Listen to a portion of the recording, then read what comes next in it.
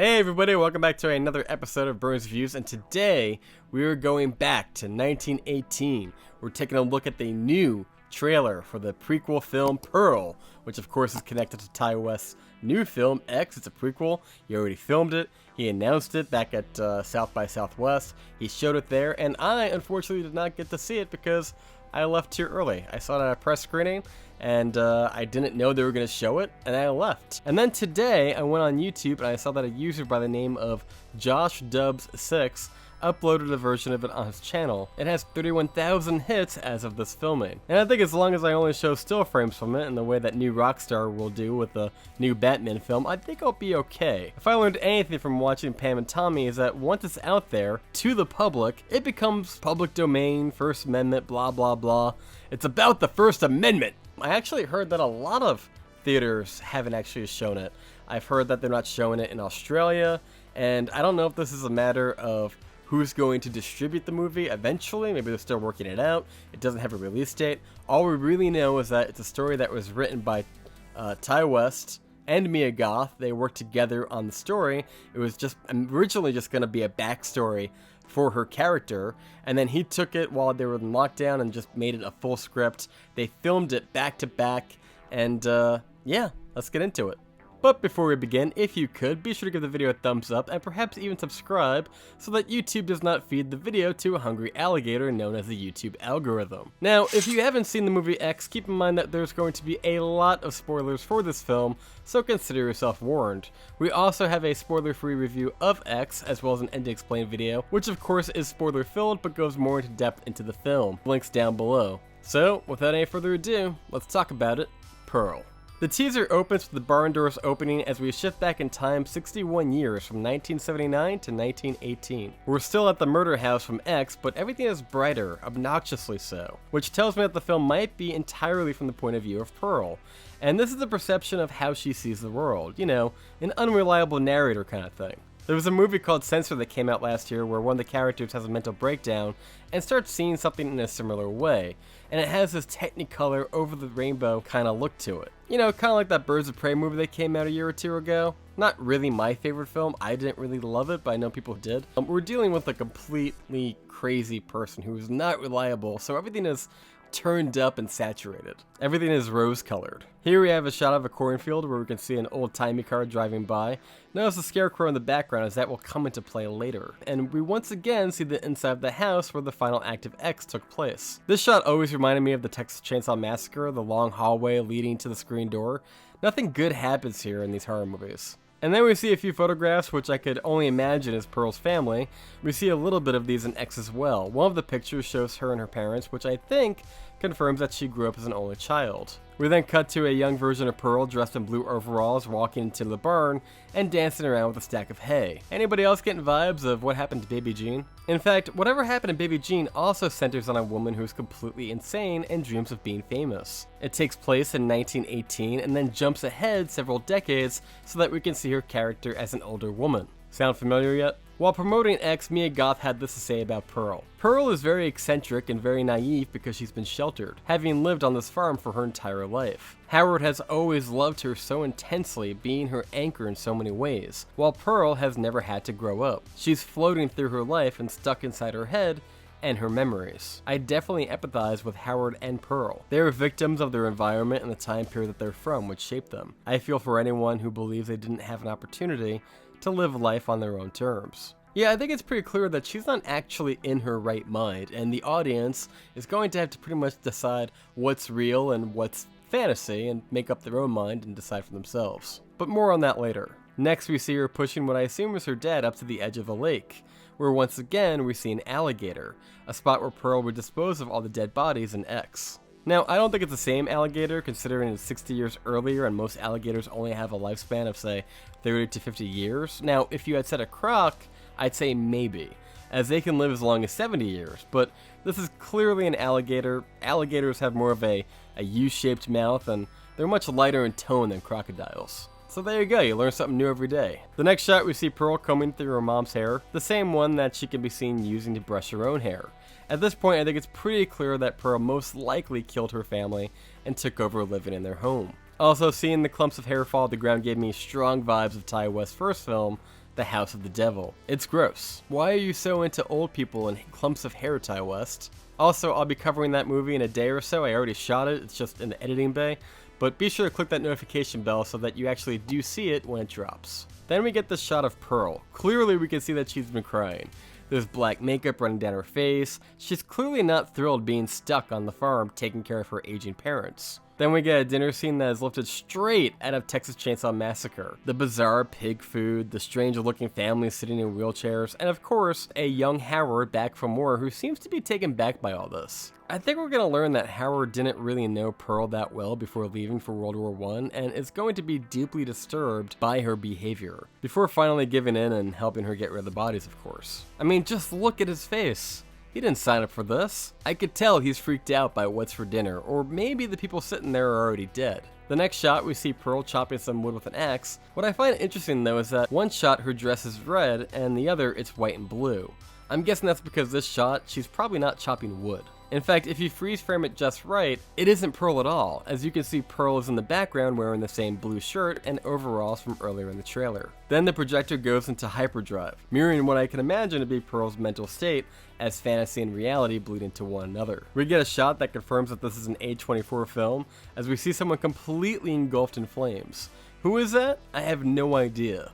It could be Mikey Madison for all I know. If I had to guess, it's probably the same maid that we saw earlier in the shot. We also see from the clothes that her sleeves are white and her center is black, so yeah, I'm guessing this is the maid. The first to go before she knocks off mom and dad. What I find most interesting about this shot is the expression on Mia Goth's face. In this shot, she can be seen hysterically laughing with joy, yet in the next one, she's completely horrified. I think we're gonna find out that Pearl has some form of multiple personality disorder, a real Dr. Jekyll and Mr. Hyde, if you will. It wasn't me, it was Patricia. The next shot shows Howard walking up the driveway and then BLAM! He blows up like he stepped on a landmine. If I had to guess, this is most likely a fantasy in Pearl's head, as Howard has most likely not returned from war yet, but fears that he might be killed overseas by, well, you know, a landmine. The next fantasy shot shows Pearl leading what seems like a USO show. Notice it's part fantasy, part reality. We're still on the farm, but there's soldiers and fireworks in the background, yet it's during the day. This would tie in nicely to the fantasy of her wanting to be a famous dancer of some kind. Then we see a medic removing her face mask to reveal that her mouth is deformed. Keep in mind, guys, this is in 1918. We had another pandemic that we were dealing with back then called the Spanish flu, aka influenza. It wasn't too different from what we're dealing with now. Lots of people were also wearing face masks in an attempt to avoid the spreading, so I have no doubt that West is also doing a commentary on today's times. The deformity thing though? I don't know. That reminds me of something straight out of the Twilight Zone. Remember Eye of the Beholder? Yeah. Here you can see Pearl with her eyes closed in one of her fantasies, about to kiss a scarecrow, which again ties into Pearl's arc of just wanting to find someone to love. A shot of what appears to be a dirty movie from that time, which I think really adds to how much of a hypocrite Pearl really does become by 1978. Like I've stated earlier in my last video, I really don't think that she's all that different from Maxine at all. And holy hell, here we have a shot of Pearl crazy in her red dress, once again, chasing down a woman in a blue dress carrying an axe. If I had to guess, this is the scene that we see from earlier in the trailer of her swinging the axe down and killing whoever this lady is. It's a little too blurry to make out her face, but it wouldn't surprise me if it was Brittany Snow. At this current time, only Mia Goth has been confirmed to appear in the film, but they also did say that they were able to jump straight into production following X because no one had to self-quarantine for 2 weeks beforehand. So it wouldn't be crazy if we saw some of the actors appear in Pearl as well, even if only in small cameos. Back at the lake, we can see Pearl still holding the axe and wearing the red dress, pushing a cart into a lake. In the driver's seat, we could see a man with a tie, who I didn't spot anywhere else in the trailer. This scene is kind of great though, as it clearly is a nod towards Hitchcock's film Psycho, which I believe is a reference they make in the movie X when talking about changing the script midway through. And yeah, here we can see Pearl, once again using her pitchfork. Only this time, it's to kill a duck. Why a duck? I have no idea. Perhaps this takes place early on in the film, where we see her knock off a couple of animals before she works her way up to killing a human being. I don't know, but like, leave the poor Affleck duck alone. The projector starts spinning fast once again, and it's a little dimmed out and obscured, but it kind of looks like the maid that we saw earlier on chopping wood. Notice the 3 blue lines on the bottom of her white apron. Only now she looks maybe dead?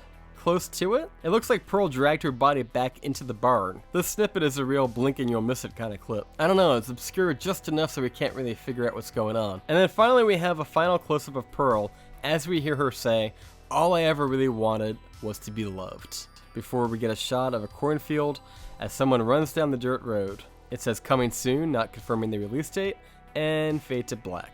Digging a little deeper though, it appears that Ti West is bringing the film to be scored and hopes to be done scoring it by May. And if I had to guess, it's probably going to come out around October. Not to conflict with Halloween Ends, but maybe a little bit earlier. Going into some behind the scenes stuff, West stated that he had pitched the idea of a new franchise to A24 and was surprised that they greenlit his projects.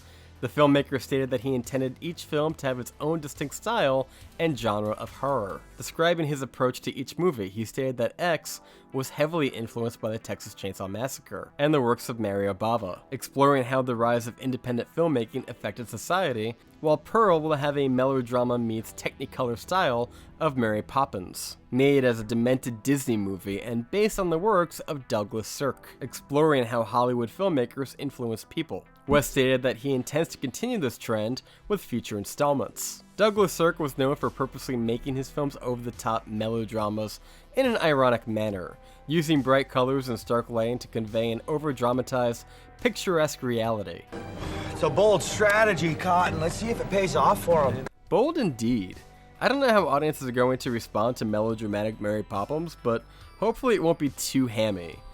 I honestly don't think it will be though. When looking at the movie X, it very much has a style of the Texas Chainsaw Massacre, but I'd argue that the characterization of the group of friends is actually crafted better than the characters in the original Texas Chainsaw.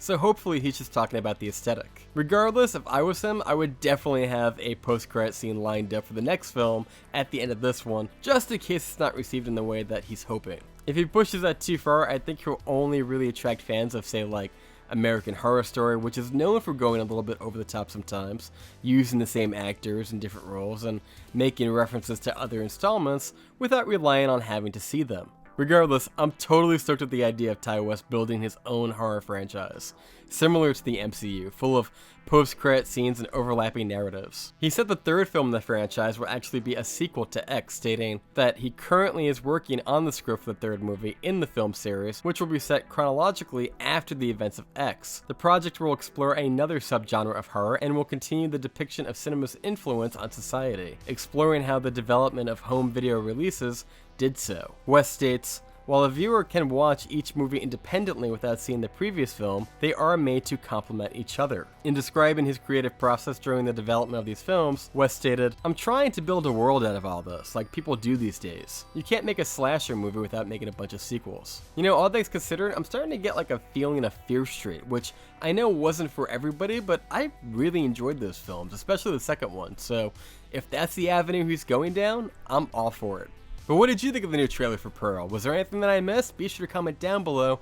As always, guys, thank you so much for watching. I have been John here on Burns Reviews. You just got burned, movies got a movie, and we will see you next time. Also, if you're on a Ti West kick like I am, I've got this video, I've got that video, and this video too. So, I'm currently covering The House of the Devil, but I don't know what I'm going to do after that. Maybe I'll keep going in order, maybe I'll jump around. Be sure to let me know which one's better. What's your favorite Ti West film? I'll cover that one. Until next time, guys, thanks for watching. This end screen is going to end in 3, 2,